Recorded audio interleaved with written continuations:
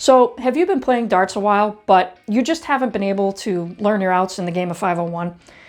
Has someone given you the infamous out chart, and you've been trying to memorize it, but, I mean, really? In this video, I want to show you how to learn your outs more effectively so you can be more in control of your own one game, without reaching for the overwhelming out chart. My name is Cali West, and welcome to Garage Darts. Now, this video is part 2 of the game of 501. In this video, I'm going to assume you already understand the basics of 501 and have played the game before. So if you're new to the game and you're not even really sure what an out is, then you really should watch part 1. The link is up here, and subscribe to the channel to check out all my other videos about darts. So once you've played darts for a while, you understand the importance of leaving yourself on a good double, such as a double 20 or a double 16. Now, while the out chart is kind of like your roadmap on how to get to those doubles, I really never liked the idea of using it. I mean, it's so overwhelming, it's impossible to memorize, it's awkward to look at in the middle of a game, and to be honest, I never really learned my outs by looking at this thing anyway. I mean, you can use it during a game, but if you miss the target you're aiming at with that first dart, now you're looking up what you have left so you can throw your next dart. I mean, it just totally takes you out of your throwing rhythm. And let's face it, it's just not cool. In order to truly learn your outs, instead of trying to memorize every number, starting at 170 and working your way down, you should be starting at the bottom and working your way up. It's also a good idea to break down the outs into smaller, more manageable sections to learn a little bit of each segment at a time. Let's start with the number range of 41 to 49. This may seem too easy, but if you're a beginner, this is a great place to start. If nothing else, it's a great warm-up before you get into the bigger outs. So your first attempt would be to take out 41. If you want to get to your two favorite doubles, double 20 or double 16, your two options are single 1 to leave you 40 or single 9 to leave you 32. Practice this until you hit it. It's good practice not only for your accuracy, but also because there's going to be times where you'll miss that single 1 or single 9, and you'll have to throw another dart to get to your double. By doing this, you're learning all the different possibilities that can happen with this out, and learn how to fix it without the pressure of an in-game situation.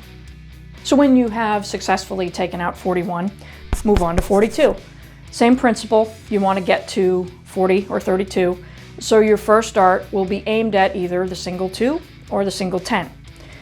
With each of the numbers in this range, that is your main goal, is getting to double 20 or double 16. So basically subtract the current number you are practicing from either 40 or 32, and that's your out. Now, you're going to notice patterns here. In the 40s range, if you want to leave yourself double 16, for 41, the first dart is 9. 42, the first dart is 10. 43, the first dart is 11. See? So once you're comfortable with the 40s range, move on to the next number range, 50 to 59. I mean, you don't have to practice all of these in one session, You can break it down any way you want into what works with your schedule. Just keep working at each number group until you get up into the 70s, 80s, and 90s ranges. Again, to figure out each number, just subtract one of the two doubles that you want to end at, and that's your first target. As you get to these higher number ranges, this is where the triple segment comes in. Like if you had 92 left, the triple 20 would be your first dart to leave 32.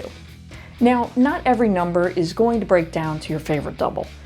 For example, in the 50s range, most of these numbers don't really break down to 32 very well. Basically 53 through 59. For that, you're probably going to want to stick to leaving yourself 40. So for 53, your first dart would be single 13, 54 would be single 14, etc. Now, of course, there's other options. Maybe you like the double 18. So for 54, you want to hit the single 18 to leave double 18. That's fine. With a lot of these outs, it really comes down to a matter of preference, which is why I don't like the out chart. Sometimes you may not agree with the suggested out. And let's face it, if you don't feel confident about what you're aiming at, chances are you're not going to hit it. Now, putting in the time on these lower outs is also going to help you with the larger outs.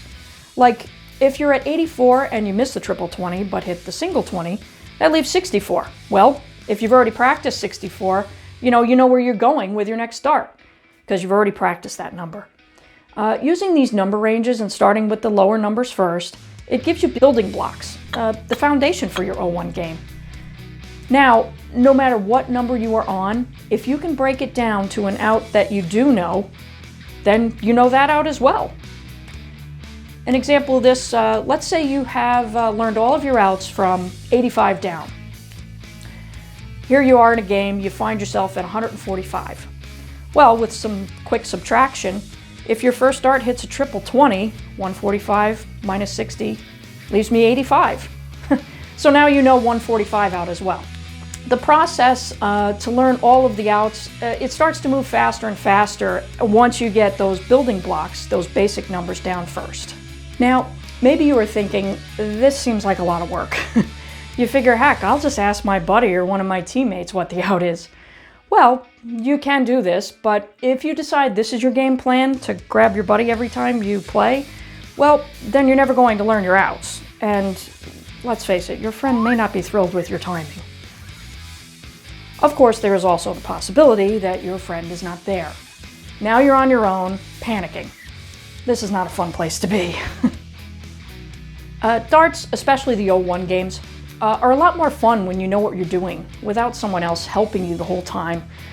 Constantly looking around for someone to tell you you're out, it just takes the fun out of the game. Take matters into your own hands and learn the game. I guarantee you're going to have a lot more fun with it. Now, keep in mind, this game is not one you are going to learn overnight. It takes time, to understand all the different number combinations and all these outs. And it takes a lot of practice. Don't get discouraged, if you don't learn all your outs in 1 week. The most important thing is to enjoy the game. Have fun with it. And, if you're still learning the game and you take out the game on, say, a different double than what I've suggested or what some out chart says, so what?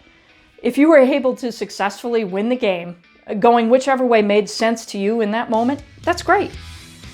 The key is you figured out how to win the game on your own without anyone's help. And that's a really great feeling. Now, I have included a few PDFs in the description below that you can download, print out, and refer to it, if you want a little guidance on what the suggested combinations are for each number range, when you're practicing. Now, in the next video, I'm going to get a little more advanced and show you how to incorporate the bullseye in your out shots and strategically use something called wedges to give you the best chance to win that game. Until then, thanks for watching.